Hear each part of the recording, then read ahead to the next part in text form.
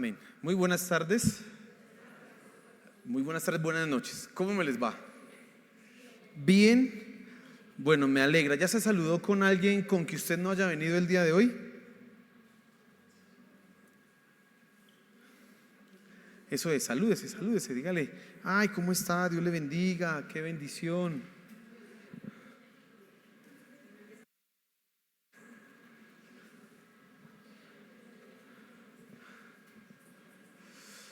Bueno, voy a invitarle a que por favor busque en su Biblia Oseas capítulo 11. Por favor, ubique en su Biblia el libro de Oseas. Oseas capítulo 11. Y el título de la enseñanza esta tarde, esta noche, es Padre. ¿Y por qué quiero hablar del Padre de Dios?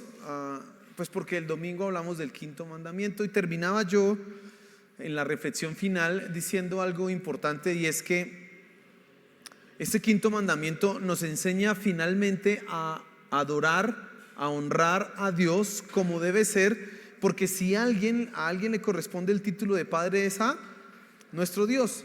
Entonces terminábamos entendiendo que si yo quiero aprender a honrar a Dios, pues para eso tengo a mi papá y a mi mamá aquí en la tierra, que me sirven como, perdón la palabra que voy a usar, entrenamiento para poder amar, honrar, respetar, adorar a Dios.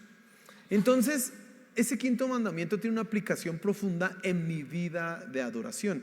Y quiero que entonces analicemos un capítulo, estudiemos y hagamos algunas reflexiones, un capítulo del libro de Oseas. Fíjese que ese no es un capítulo o es un libro del que no se predica mucho o muy seguido en la iglesia, pero es un libro muy hermoso, tiene unas historias tremendas, la vida de Oseas es tremenda. Y hoy, a la luz del capítulo 11 del libro de Oseas, vamos a hablar entonces de Padre, de Dios como Padre. Pero entonces quiero que usted tenga en cuenta todo lo que he venido mencionando, lo que venimos hablando desde el día domingo, que ese mandamiento, ese quinto mandamiento, precisamente nos habla de un Padre perfecto al cual es mucho más fácil adorar, honrar, exaltar y glorificar nuestro Dios. Y entonces los padres que yo tengo aquí en la tierra son un reflejo del Padre que tengo en el cielo. Por lo tanto, cuando yo honro correctamente a mi papá y a mi mamá aquí en la tierra, estoy no solamente agradando a Dios, sino aprendiendo a honrarlo a Él como corresponde. Eso es lo que quiero que tú tengas en mente. Eso es como la idea general y completa de toda la enseñanza el día de hoy. Ahora, antes de avanzar, quiero que entonces cierre sus ojos y le demos gracias a Dios, coloquemos este tiempo en la presencia de Dios, para que Él precisamente sea hablándonos y nosotros podamos entonces aprender. Señor, gracias por esta tarde, esta noche. Gracias porque podemos adorarte a ti, podemos exaltarte a ti. Qué bendición que es venir a tu casa a glorificarte. Hemos cantado, hemos alabado a tu nombre, Señor. Y ahora te pido y te suplico, Padre Celestial, que nos hables en tu palabra. Que podamos entender que eres tú el Padre por excelencia, y que al honrar a nuestros padres estamos aprendiendo a honrarte a ti. Por favor, Señor, ayúdanos. Te lo suplico, Padre Celestial. Amén y amén. Oseas capítulo 11. No vamos a leer todo el capítulo de una sola, sino que vamos a ir desarrollando versículo por versículo. Así que fíjese en el versículo número 1 lo que dice: cuando Israel era niño, yo lo amé, y de Egipto llamé a mi hijo. Ese es un versículo que aparece en el libro de Mateo, haciendo referencia a nuestro Señor Jesús. Esas profecías, eso que Dios estaba hablando de Israel cuando sale de Egipto, se cumplió también en nuestro Señor Jesús cuando fue a Egipto huyendo de la ira de Herodes, etcétera. Y luego Dios le dice: vuelvan, de Egipto llamé a mi hijo. Ahora yo quiero que te fijes en primera instancia cuál es la paternidad de Dios. La liberación de Israel, de Egipto, marcó el derecho de paternidad de Dios, o permítame decírtelo de otra forma, nos permitió a nosotros conocer cómo Dios también se relacionaba con Israel. Fíjese que nosotros cuando pensamos en el pacto, en Éxodo capítulo 19 del cual ya hablamos, nosotros entendemos que Dios con Israel estableció una relación de pacto que ya había establecido en Génesis capítulo 12 con Abraham. Dios está cumpliendo el pacto que había hecho con Abraham. Éxodo capítulo 3 dice: y oyó Dios la voz del pueblo y se acordó de su pacto. Un pacto. Pero en Oseas nosotros vemos y tenemos un entendimiento diferente de esto, y es paternidad. Y fíjese, quiero que se fije en las palabras que el profeta utiliza. Dice: cuando Israel era niño, yo lo amé, y de Egipto llamé a mi hijo. O sea, se está usando un lenguaje de una relación filial, de un padre con un hijo. Dice: cuando era niño yo lo amé, y de Egipto llamé a mi hijo. Por lo tanto, nosotros ya no estamos viendo una relación de señor y vasallo. Y cuando digo señor y vasallo, es ese entendimiento que en los pactos hay uno que es un señor y hay otro que es un vasallo. ¿Por qué? Porque el señor dice: yo me comprometo a usted a protegerlo, y el vasallo: y yo me comprometo a obedecerle y a servirle. Esas son las relaciones que habían en los pactos. Y en último término, la relación que hay entre Israel y el pueblo, entre Dios y el pueblo de Israel, es una relación de vasallaje, de señorío. Dios es el Señor y el pueblo son sus siervos. Pero aquí vemos algo diferente. Dios está interesado en que el pueblo comprenda otra perspectiva diferente a la que estamos nosotros normalmente acostumbrados, a esa de un señorío y el vasallaje. Ahora, lo más interesante de esto es que Dios, como padre, no podía permitir que su pueblo sufriera maltrato mientras estaba en esclavitud. Y quiero que usted piense, en los que tienen hijos, un poco en eso. ¿Permitiría usted que su hijo sufriera maltratos? ¿Estaría usted dispuesto a defender a su hijo cuando está sufriendo maltratos? ¿Sí o no? Pues se supone que esas son las funciones de los padres: defender a sus hijos, estar atento de aquello que les pasa, cuidarlos, protegerlos. Bueno, eso es lo que estamos nosotros viendo en este primer versículo. Dice: cuando Israel era niño, yo lo amé, y de Egipto llamé a mi hijo. Entonces nosotros no solamente vemos en el Éxodo, en la salida de Israel de Egipto, un cumplimiento a un pacto, sino el amor de un padre que dice: no voy a aguantar que mi hijo sufra más, no voy a permitir que mi hijo esté más lastimado. Eso es lo que nosotros entendemos acá, el amor de un padre. No solamente el cumplimiento de un Dios que dice: yo me comprometí a esto con Israel y lo voy a cumplir, sino que está hablando ahora del amor de un padre que dice: no puedo permitir que mi hijo sufra. Y ahora quiero que tú pienses algo acá importante. El llamado que Dios ha hecho a tu vida muestra también la paternidad que Él tiene sobre ti. Y déjame que consideremos algunas cosas. Considera, por ejemplo, el lenguaje que el Nuevo Testamento usa con respecto a la salvación, al nuevo nacimiento y a nuestra posición con Cristo. Por ejemplo, el nuevo nacimiento, Dios no sé, bueno, pudo haber existido otra palabra, pero Dios escogió, prefirió usar la palabra nacimiento para hablar de nuestra redención, de nuestro cambio interno. Él pudo hablar de metamorfosis. Usted sabe, hay un libro de Franz Kafka que se llama Metamorfosis, y es la historia de un hombre que se despertó un día y de repente empezó a ver que le empezaron a salir patas de cucarrón y finalmente terminó convirtiéndose en un cucarrón. No, Dios no utilizó esa palabra metamorfosis, transformación, trascendencia, cualquier palabra rara. No, Él no usó esa.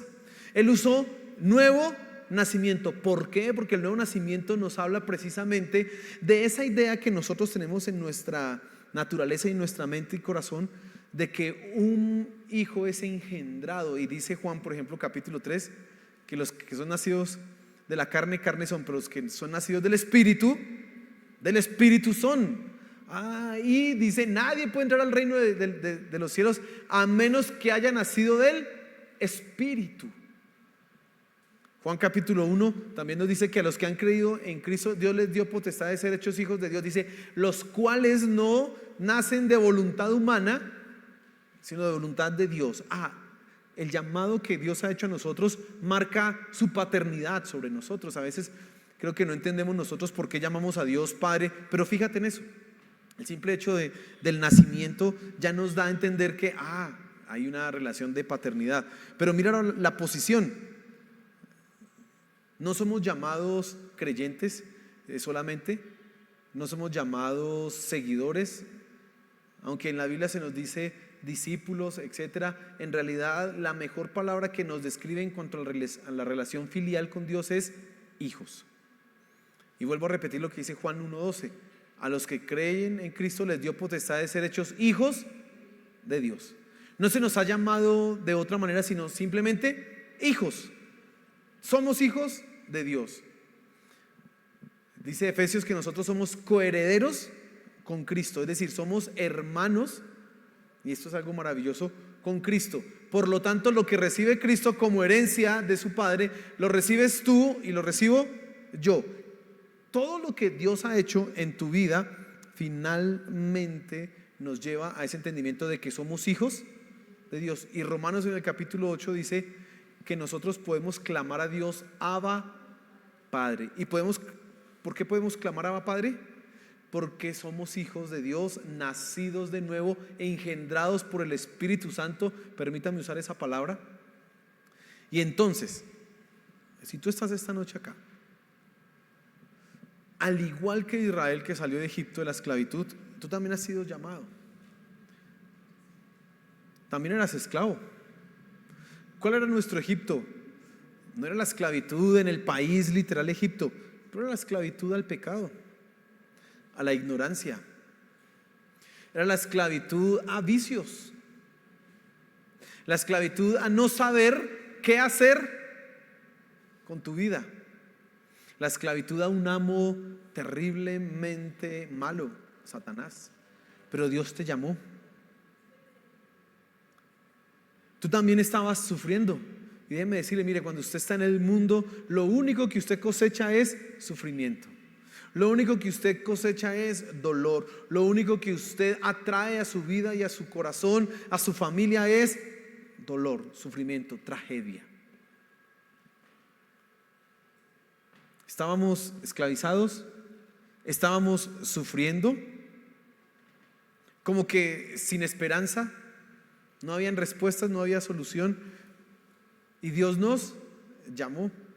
Y estamos, al igual que el pueblo de Israel, siendo llevados a la tierra prometida, al cielo, al paraíso. Estamos yendo camino a eso.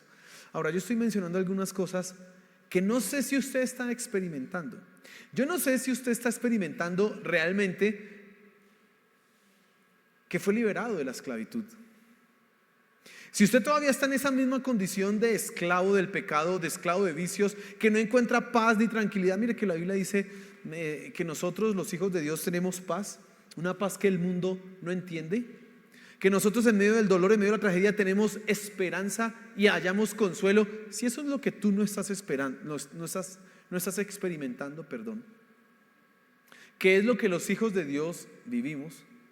Tengo que hacerte el llamado a que entregues tu vida a Cristo Jesús, a que decidas creer en Él, porque esa es la solución. Dios hoy te está llamando y te está diciendo: rinde tu vida a mí. Cantábamos hace un momento una canción: a ti me rindo, a ti me rindo. Pues eso es lo que tú tienes que hacer si quieres empezar a experimentar ese llamado y esa liberación que Dios tiene para ti. Si quieres dejar de sufrir o quieres entender por qué hay cosas en tu vida dolorosas que en realidad son beneficiosas, tienes que entregar tu vida a Cristo.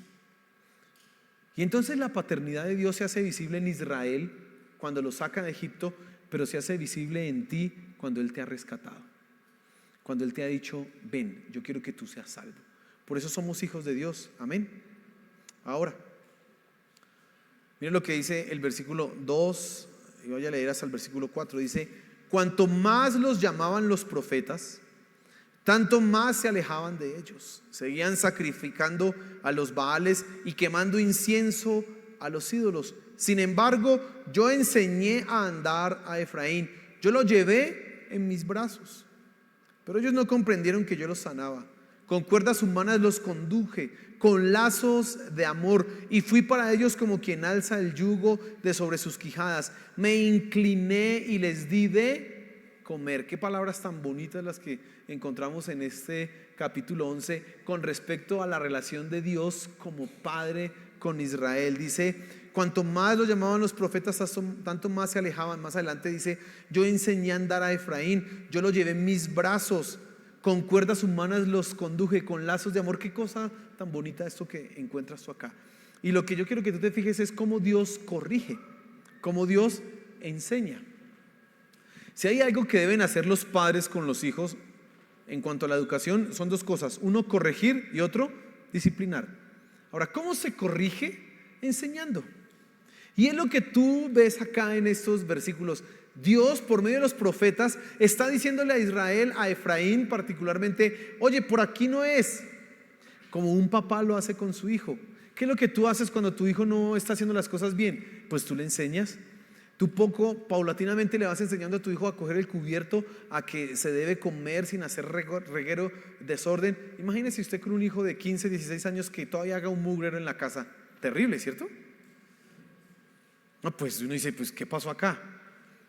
Pues usted entonces, apenas él ya medio puede coger, usted le empieza a enseñar, usted le empieza a decir: recoge tu mugre, no hagas desorden. Y eso es un trabajo, no sé cuántos años se van en eso, pero se van hartos años. Todavía usted ve unos adolescentes que hacen unos regueros y uno dice: pero ¿qué le pasó? Porque eso es lo que hace un papá, lo está corrigiendo, no lo está disciplinando, no lo está castigando, sino le está enseñando. Y eso era precisamente lo que hacían los profetas. O sea, se está demostrando cómo Dios ha estado constantemente pendiente de Israel y de Efraín en cuanto a su formación y a su educación. La ley era la educación para el pueblo de Israel.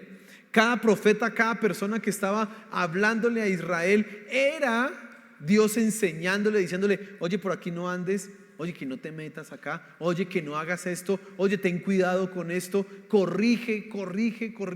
Dios está cumpliendo una función de padre con el pueblo de Israel. Pero mire, vuelvo a hablar, a pensar un poco en esas palabras que utiliza el profeta. En mis brazos lo cargué, le enseñé a andar. Dice: con cuerdas de amor lo atraje, con lazos, lo leo aquí, con cuerdas humanas, los conduje, con lazos de amor. Eso es muy poético, es muy bonito, pero tan hermoso, porque Dios está mostrando: yo te he tratado a ti como un niño pequeño, he estado pendiente de tu formación y de tu educación. Cuando usted está formando a un niño, enseñándole a caminar, usted sabe que no se golpee, usted, eso le dicen acá los solitos, ¿no? Ahí hizo un solito, ahí que no sé qué, y usted está pendiente, que etcétera, porque usted quiere que el niño no se golpee, que el niño no se lastime. Yo veo que los papás empiezan a comprar una cantidad de cosas, por ejemplo, las tomas de corriente, les compran unas cositas de plástico para que el niño no vaya a meter el dedo allá y se coja un corrientazo. Colocan trancas para las escaleras, etcétera, una cantidad de cosas de seguridad, porque lo que están haciendo es que el niño pueda aprender sin lastimarse. Eso es lo que está haciendo Dios acá. Y fíjate, los profetas, entonces su función era corregir. Dios envió a los profetas para que precisamente el pueblo aprendiera a caminar, para que el pueblo no se desviara del camino. Israel, como hijo de Dios, debía honrar a su padre, a Dios, teniendo la conducta correcta, pero tenía que aprender, y Dios le estaba enseñando, Dios le estaba conduciendo como debía ser. Ahora mire, yo no sé exactamente cuáles son las cuerdas de amor, o las cuerdas humanas, o los lazos de amor que Dios haya utilizado para traer a Israel, o a qué exactamente particularmente se está refiriendo Oseas. Pero creo yo que se está refiriendo precisamente a todo ese asunto de: voy a tener paciencia, sé que te vas a caer, pero voy a tener paciencia contigo, te voy a proteger aunque tú no merecieras,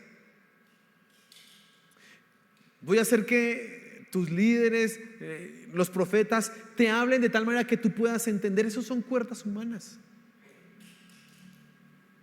Lazos de amor, misericordia infinita.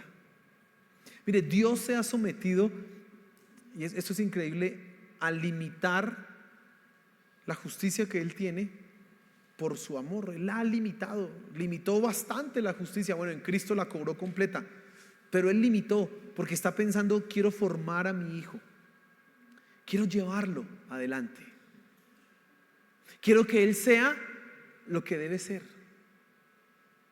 Quiero que a través de los años Él paulatinamente vaya creciendo para que se transforme en lo que yo deseo que Él sea. Pero mire la torpeza del hijo, ahí en el versículo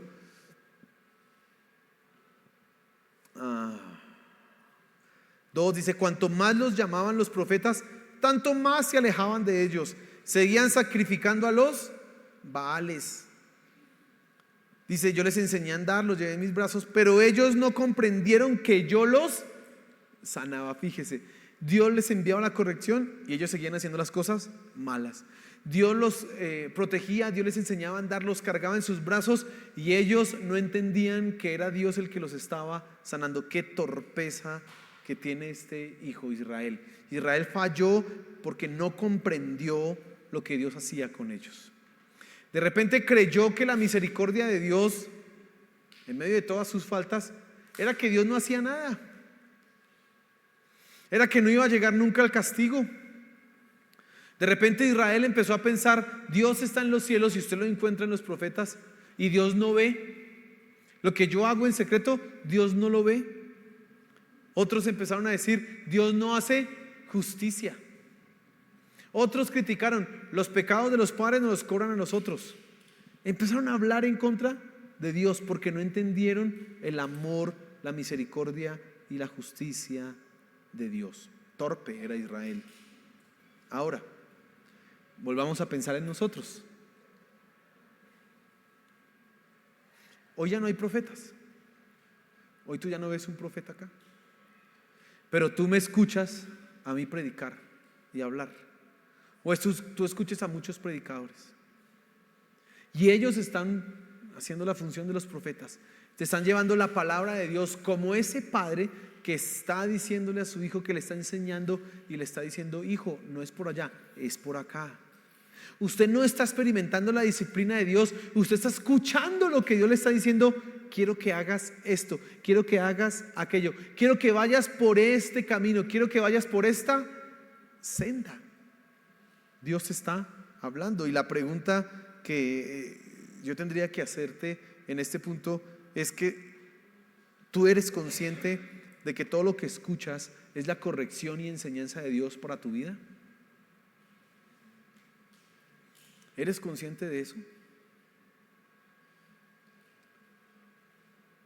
Sería increíble que usted venga a la iglesia y escuche la palabra de Dios y diga: no, esa no es para mí.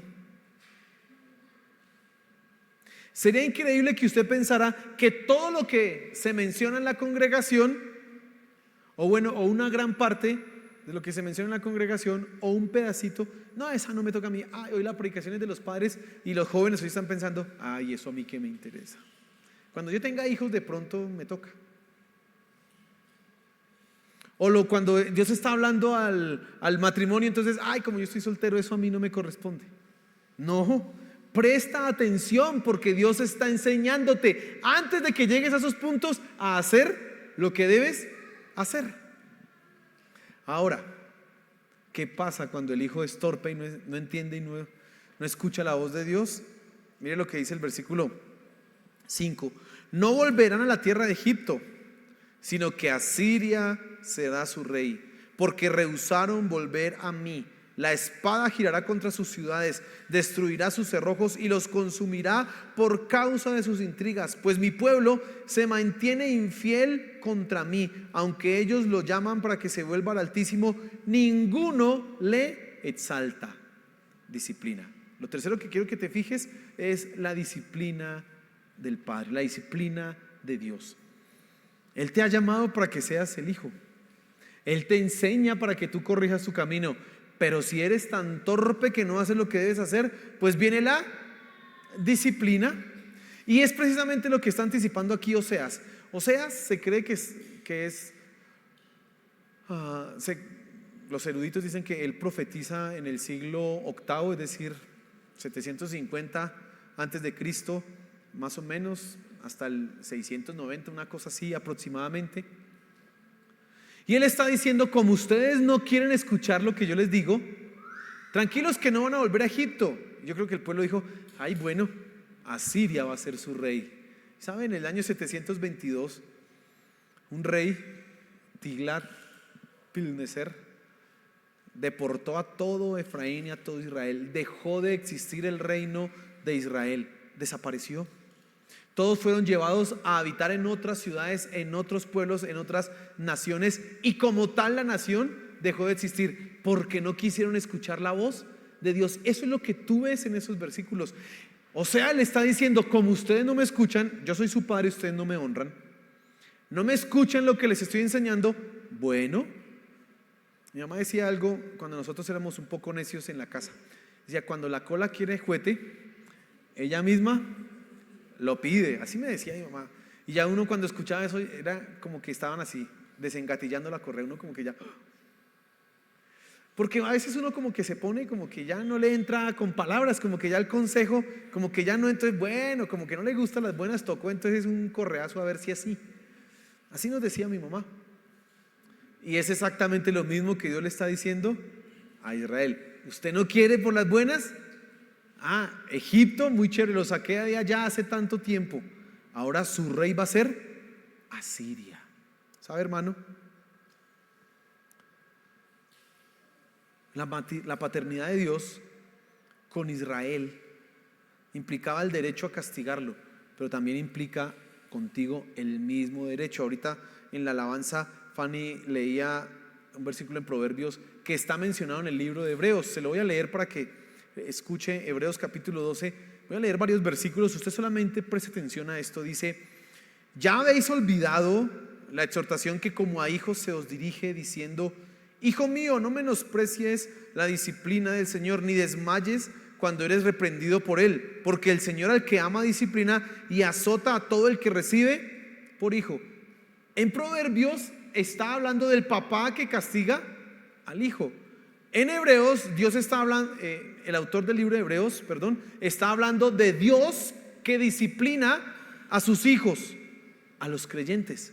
Y mire lo que sigue diciendo: si soportáis la disciplina, Dios os trata como a hijos. Porque ¿qué hijo es aquel a quien el padre no disciplina? Pero si se os deja sin disciplina, de la cual todos han sido participantes, entonces sois bastardos y no hijos. Por otra parte, tuvimos a nuestros padres terrenales que nos disciplinaban y nos veneraban, y los venerábamos, ¿Por qué no obedeceremos mucho mejor al Padre los espíritus y viviremos? Y aquellos, los padres terrenales, ciertamente por pocos días nos disciplinaban como a ellos les parecía, pero para lo que nos es provechoso, para que participemos de su santidad. Es verdad que ninguna disciplina al presente parece ser causa de gozo, sino de tristeza, pero después da fruto apacible de justicia a los que en ella han sido ejercitados. Si tú eres un hijo de Dios, si quieres las bendiciones de Dios, debes saber que Dios también te va a disciplinar. Amén. Y fíjese que la palabra que utiliza aquí el libro de Hebreos no es: y Dios te va a aconsejar,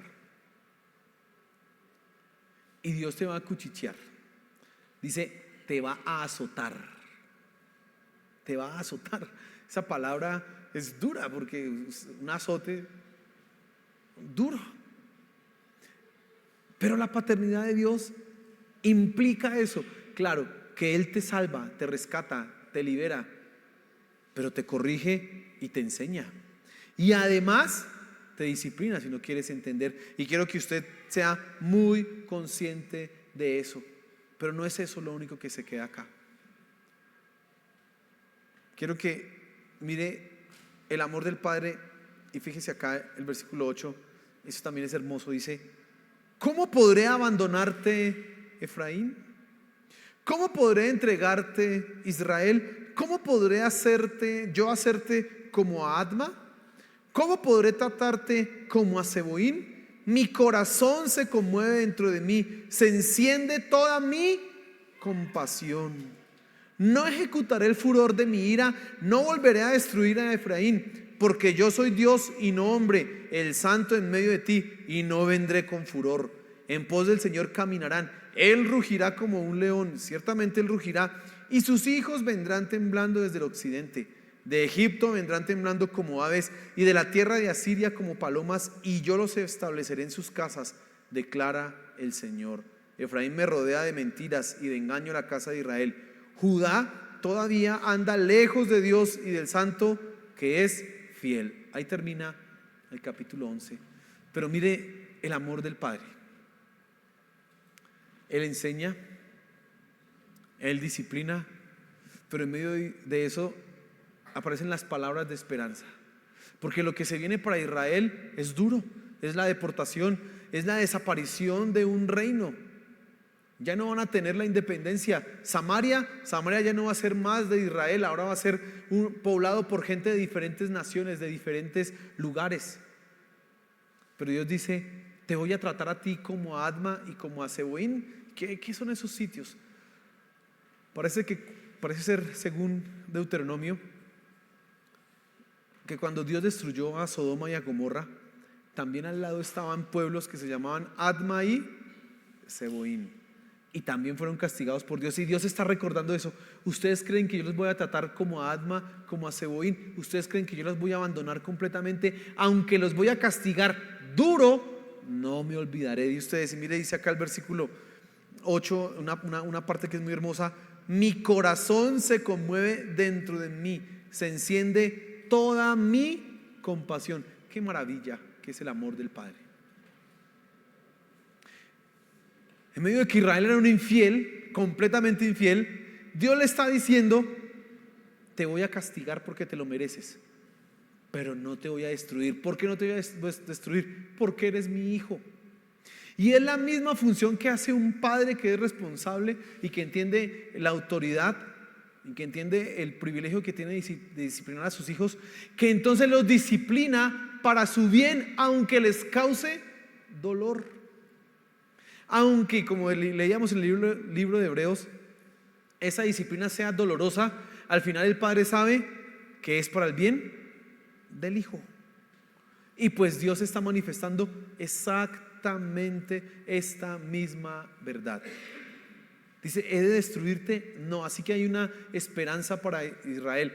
Desaparecerá, muchos morirán, pero finalmente un remanente, los escogidos de Dios, llegarán, porque son los hijos de Dios. Es exactamente igual contigo, mi hermano.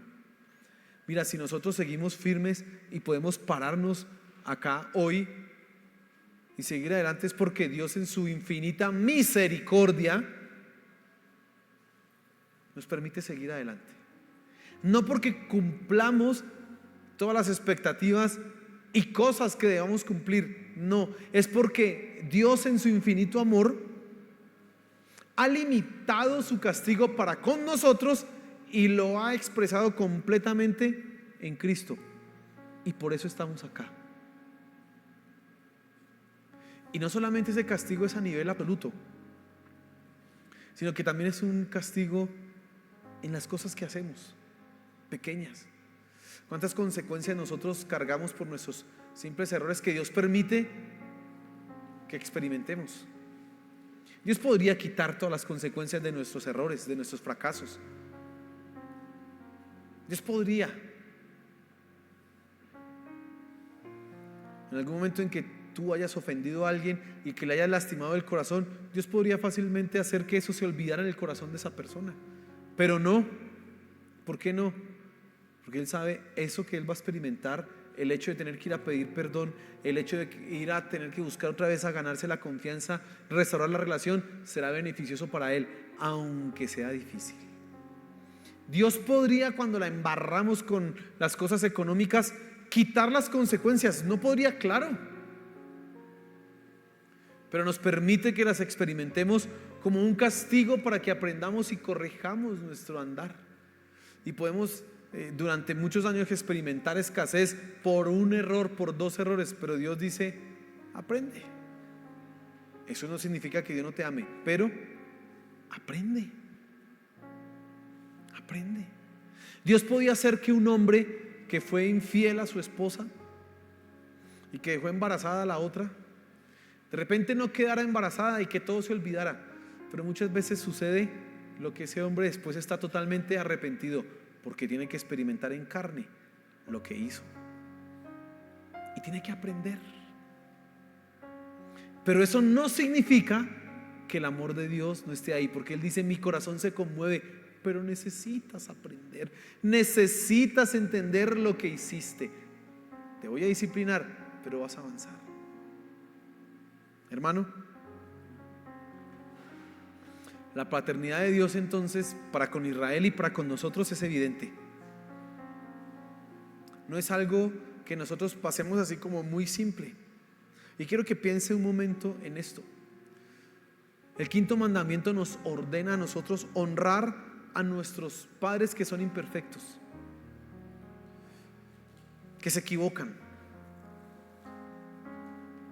que muchas veces cuando nos debieron dar ejemplo hicieron mal, que cuando tenían que disciplinarnos la embarraron. Dios nos manda a honrarlos a ellos, en medio de esa imperfección, tratarlos con honor, con honra. Ahora, eso es difícil cuando nuestros padres son imperfectos. Siempre encontraremos un defecto, siempre encontraremos un error, y todos los días, siempre, siempre. Pero en realidad, si nosotros nos obligamos a honrar a alguien que es imperfecto, con mayor razón y más fácil debiéramos honrar a nuestro Dios. Con más facilidad debiera quedar para nosotros honrarlo a Él. Pero aquí está el punto que quiero que pienses. Si honrar a Dios es mucho más fácil que honrar a mi padre, a mis padres terrenales, ¿por qué no lo hacemos?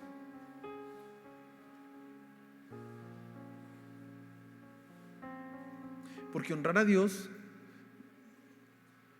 tú no tienes que darle dinero porque Él lo necesita. Tú no vas a tener que cuidarlo cuando Él se ponga viejito. Dios nunca se va a poner viejito.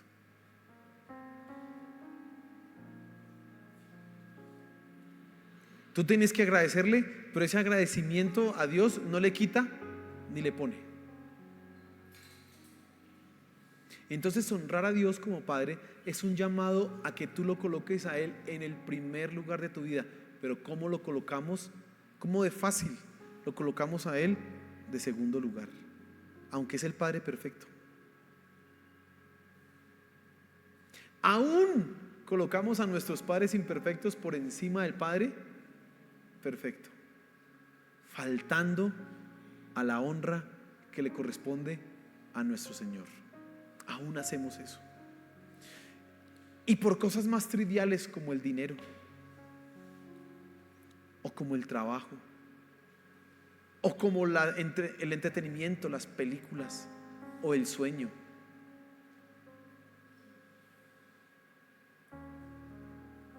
Y entonces, si tú entiendes que Dios es tu Padre y ves que Él te ha llamado, que Él te está enseñando, que Él te disciplina y te corrige, pero aún así su amor sigue evidente para contigo, es un aliciente para que tú lo honres a Él como corresponde. Es decir, que consagres tu vida exclusiva y únicamente para Él. ¿Qué es lo mejor que le pudieras dar tú a Dios? Tu corazón. ¿Cuál es la mejor adoración que le puedes dar a Dios? Tu corazón. ¿Cuál es el mejor agradecimiento que tú pudieras dar a Dios? Tu corazón. Y una vez que entregues tu corazón, ya podrás hacer absolutamente todo para Dios, porque el secreto está en tu corazón. Entonces, mi querido hermano, piensa en ese quinto mandamiento como una aplicación aquí en la tierra a tus papás, pero con una trascendencia mucho más importante a Dios. Yo debo honrar a mi Dios, que Él es el Padre perfecto. Si estoy llamado a honrar a estos que son imperfectos, con mayor razón. Y entonces eso te debe llevar a consagrar tu corazón exclusivamente para Él. Amén. Oremos a Dios. Póngase en pie, por favor.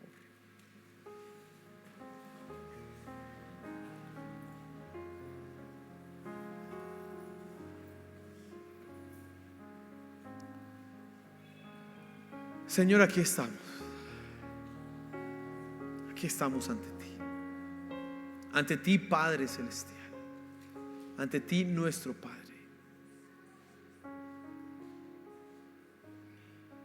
Y es que tú nos rescataste, nos llamaste, nos hiciste tus hijos. Nos enseñas, nos corriges, nos disciplinas. Gracias, Señor. Gracias. Tu amor para con nosotros es evidente. Y entonces, con respecto a esto, Señor, te pedimos que nos ayudes a honrarte como tú te lo mereces. Como ese Padre que eres, ayúdanos, Padre Celestial, a honrarte a ti. Por favor, te lo suplicamos, te lo pido. Que podamos honrar a nuestros padres, sí, pero que podamos finalmente entender que eres tú el que merece nuestra honra, a quien debemos entregar todo, Señor, que lo podamos entender, porque ese es tu derecho. Tú, Señor, lo has hecho. Tú, Señor, lo has hecho. Nos has colocado en una posición que no merecíamos y ahora somos tus hijos. Ayúdanos, Padre Celestial.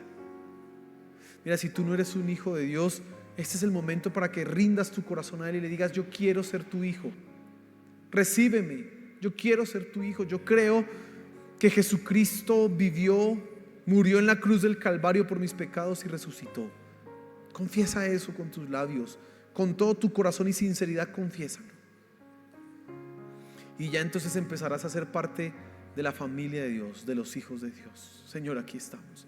Gracias, Padre Celestial. Gracias, mi Señor Jesús. Gracias, bendito Señor. Amén y amén. Amén.